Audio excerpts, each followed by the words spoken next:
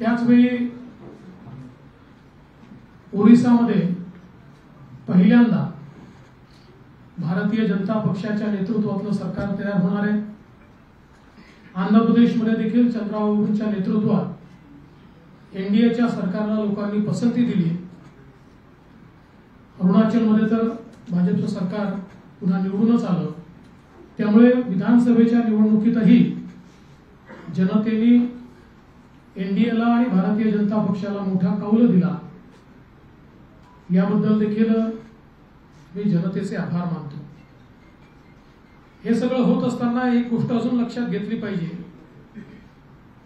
की जी इंडी आघाडी तयार झाली होती त्या संपूर्ण इंडी आघाडीला जेवढ्या जागा मिळाल्या त्यापेक्षा जास्त जागा या एकट्या भारतीय जनता पक्षाला देशामध्ये मिळालेल्या आहेत। त्यामुळे सर्व लोकांनी एकत्रित येऊन एक मोठा नरेटिव्ह तयार करण्याचा प्रयत्न केला तरी देखील भारतीय जनता पार्टी ही त्यांच्यापेक्षाही मोठी राहिली आणि भारतीय जनता पार्टी आणि एनडीएचे घटक पक्ष मिळून या ठिकाणी सरकार हे तयार होत आहे। महाराष्ट्रामध्ये आम्हाला अपेक्षित यश मिळालेलं नाही, किंबहुना आमच्या अपेक्षेपेक्षा खूप कमी जागा या महाराष्ट्रामध्ये आम्हाला मिळालेल्या आहेत। महाराष्ट्रात खरं म्हणजे आमची लढाई ही जशी महाविकास आघाडीच्या 3 पक्षांची होती तशी काही प्रमाणात नरेटिव्हची लढाई ही देखील आम्हाला मोठ्या प्रमाणात करावी लागली, ज्याच्यामध्ये संविधान बदलणार असा जो एक नरेटिव्ह तयार करण्यात आला होता तो नरेटिव्ह निश्चितपणे ज्या प्रमाणात थांबवता यायला पाहिजे होता त्या प्रमाणात आम्ही थांबवू शकलो नाही हे देखील खरं आहे। जनतेने जो जनादेश दिलेला आहे तो शिरसाबंद मानून या ठिकाणी पुढची तयारी करण्याचा आम्ही निर्णय घेतलेला आहे।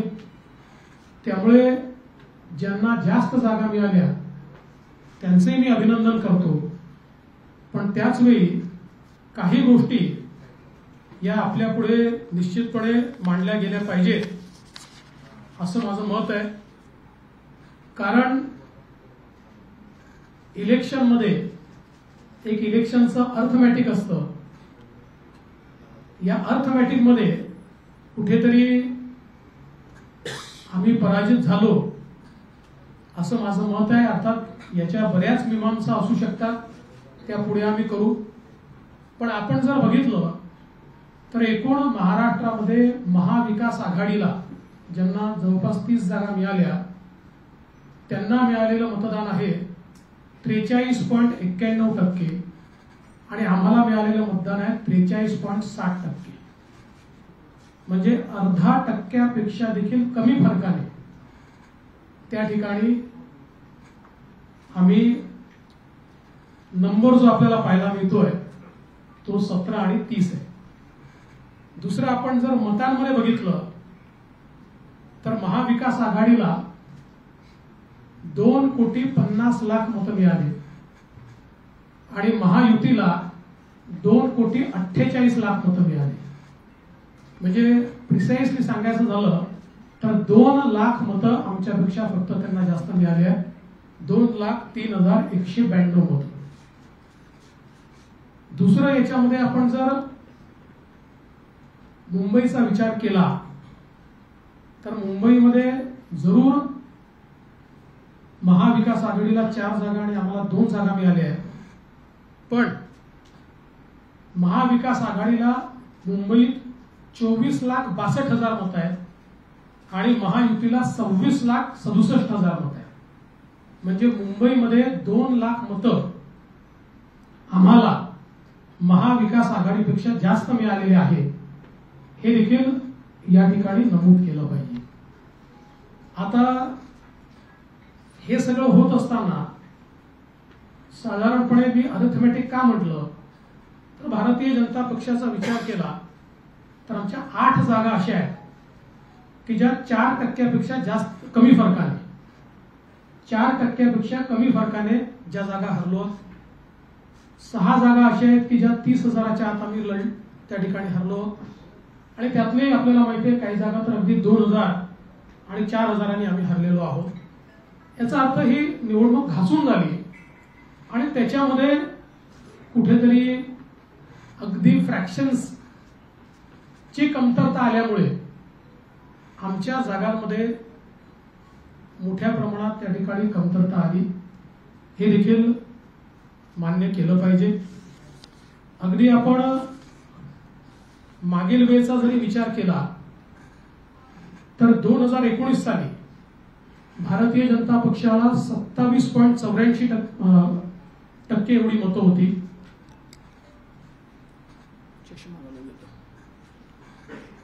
27.84 आणि त्याच्यावर आम्हाला 23 जागा होत्या. यावेळी आम्हाला 26.17 म्हणजे 1.5% कमी आमची मतं कमी झाली आहेत. 1.5% कमी आहे. आमच्या जागा या 9 वर आलेल्या आहेत. काँग्रेसला 16.41 मतं होती. 1 जागा होती त्यांची. 16.41 वरून आता त्यांची मतं झाली 17% आणि त्यांच्या जागा झाल्या 13. त्यामुळे भारतीय जनता पार्टी किंवा एनडीए यांना महाराष्ट्रामध्ये लोकांनी नाकारलं अशी परिस्थिती नाही. समसमान मतं दिली आहेत पण अपेक्षेपेक्षा कमी दिली आहे. मागील वेळेच्या 2019 पेक्षा अगदी फ्रॅक्शननी कमी दिलेली आहे आणि त्याचवेळी इतर सगळे मतं कन्सॉलिडेट होऊन त्यांच्या कन्सॉलिडेशन मध्ये काही नरेटिव्ह हे जे त्यांच्या बाजूने गेले तर नरेटिव्हचा निश्चितपणे त्यांना एक स्वीपिंग फायदा झाला आणि त्यामुळे आम्ही या निवडणुकीमध्ये निवडून येऊ शकलेलो नाही. आज आम्ही बसून या संपूर्ण निवडणुकीचा आढावा घेतलाय. काही लोकांनी आम्हाला कळवलं होतं. कालच अध्यक्षांनी खरं म्हणजे घोषित केलं होतं की आज ही बैठक घ्यायची आहे. त्यामुळे अनेक लोक म्हणाले आम्ही एवढ्या वेळेवर येऊ शकणार नाही. काही ठिकाणी काउंटिंगच्या नंतर उशिरापर्यंत 12 वाजेपर्यंत काउंटिंग चाललं किंवा वेगवेगळ्या प्रकारच्या त्या ठिकाणी अडचणी होत्या. त्यामुळे अजून एक बैठक या संदर्भातली सविस्तर दिवसभराची अशी आम्ही येत्या काळामध्ये घेणार आहोत. कोणते मुद्दे प्रामुख्याने होते त्याचा आम्ही ज्यावेळेस विचार केला तर काही मुद्दे पॅन महाराष्ट्र आम्हाला लक्षात आले. काही मुद्दे मतदारसंघशः लक्षात आले. काही ठिकाणी आमच्या उमेदवारांची 2-2 वेळा 3-3 वेळा निवडून आल्यामुळे काही अँटी इन्कम्बन्सी आमच्या लक्षात आली की जी अँटी इन्कम्बन्सी आम्ही सुरुवातीच्या काळात ओळखू शकलो नव्हतो. विशेषतः काही ठिकाणी शेतकऱ्यांचे जे मुद्दे आहेत हे कांद्याचा मुद्दा असेल याचा निश्चितपणे काही प्रमाणात परिणाम झालेला आहे. त्यासोबत जी काही जागतिक व्यापार पेठेमधल्या अडचणींमुळे सोयाबीन आणि कापूस या दोघांचे भाव मध्यंतरी कोसळल्यानंतर ते थोडे परत वर आले पण त्याचा एक फटका शेतकऱ्यांना पडला. आम्ही त्याला भावांतर योजना अनाऊन्स केली होती पण आचारसंहितेचं गणित चुकल्यामुळे आम्ही लोकांना ते पैसे देऊ शकलो नाही. काही प्रमाणात त्याचा रोष देखील आम्हाला निश्चितपणे सहन करावा लागला आहे. संविधान बदलाचा विषय तर निश्चितपणे आहेच. काही प्रमाणात अल्पसंख्याकांचं कन्सॉलिडेशन आणि विशेषतः मुंबई सारख्या ठिकाणी आणि अनेक ठिकाणी हे देखील एका वेगळ्या पद्धतीचा नरेटिव्ह त्यांच्यामध्ये गेल्यामुळे ते अधिक प्रमाणात झालं. काही भागामध्ये मराठा आरक्षणाच्या मुद्द्यावर ज्या प्रकारे सरकारने आरक्षण दिल्यानंतर देखील त्या ठिकाणी एक नरेटिव्ह तयार करण्यात आला तो मला असं वाटतं की आम्ही इफेक्टिव्हली उत्तर देऊ शकलो नाही आणि त्याच्यामुळे त्याचा देखील एक फटका हा निश्चितपणे आम्हाला पडला. विशेषतः मराठवाड्यामध्ये हा फटका आम्हाला त्या ठिकाणी निश्चितपणे पडला. पण त्याहीपेक्षा मला असं वाटतं की मराठवाड्यामध्ये म्हणजे त्याच्यासोबतच फार जास्त पोलराइज्ड अशा प्रकारची निवडणूक ही मराठवाड्यामध्ये तयार झाली आणि त्याच्यामुळे त्याच्याही काही अडचणी या आमच्या लक्षात आलेल्या आहेत. त्याची काही सुधारणा केली पाहिजे ती निश्चितपणे आम्ही करू आणि इफेक्टिव्हली जे काही काम आपण केलेलं आहे त्या संदर्भात लोकांपर्यंत पोहोचवण्याचा प्रयत्न आम्ही करू. आमची ही बैठक झाल्यानंतर लवकरच आम्ही माननीय मुख्यमंत्री महोदय आणि अजितदादा पवार यांच्यासोबतही एक बैठक घेऊन काही समन्वयाचे विषय या निवडणुकीमध्ये काही मतदारसंघात लक्षात आलेले आहेत तर त्या विषयांच्या संदर्भात देखील निश्चितपणे त्याच्यावरही विचार करून ते विषय कसे मार्गी लावायचे किंवा तसे विषय येऊ नये याकरता काय प्रयत्न करायचा असाही प्रयत्न हा निश्चितपणे आम्ही करणार आहोत. माझं होऊ द्या ना, माझं निवेदन संपलं तर हिंदीत ना.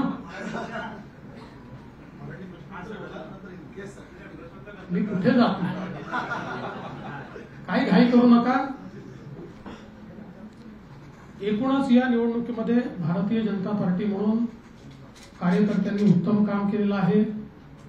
आमच्या प्रदेश अध्यक्षांनी प्रचंड मेहनत या ठिकाणी केली, प्रचंड फिरले, खालपर्यंत जाऊन कार्यकर्त्यांना ऑर्गनाइज करण्याचं काम हे अध्यक्षांनी चांगल्या प्रकारे केलं. मुंबईच्या अध्यक्षांनी स्वतः लक्ष घालून खालपर्यंत पार्टी ऍक्टिव्हेट केली. त्यामुळे जरी आम्हाला जागा कमी पडल्या असल्या तरी देखील मी दोन्ही अध्यक्षांचं या ठिकाणी मनापासून अभिनंदन करतो की त्यांनी अतिशय चांगलं काम या निवडणुकीमध्ये केलंय.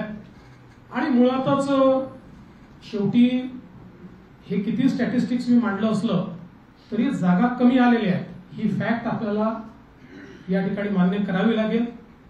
आणि एकूणच या निवडणुकीचं नेतृत्व हे एक प्रकारे भारतीय जनता पक्षामध्ये मी करत होतो. त्यामुळे या ठिकाणी जो काही पराभव झाला असेल, ज्या काही जागा कमी आल्या असतील याची सगळी जबाबदारी ही माझी आहे, ती मी स्वीकारतो.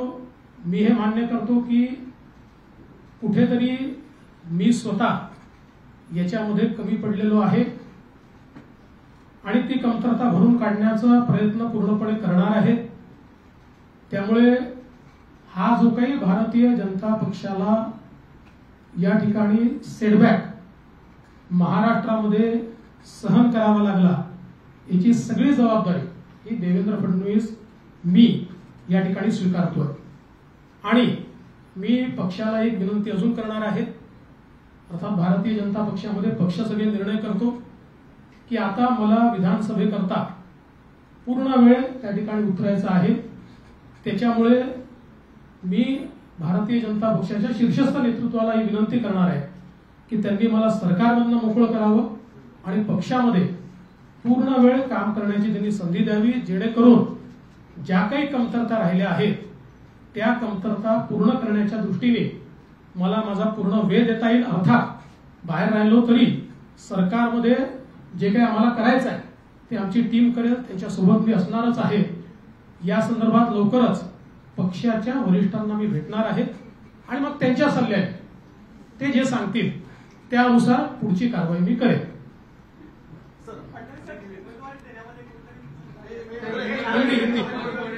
हिंदी रे बाबा, थांबा.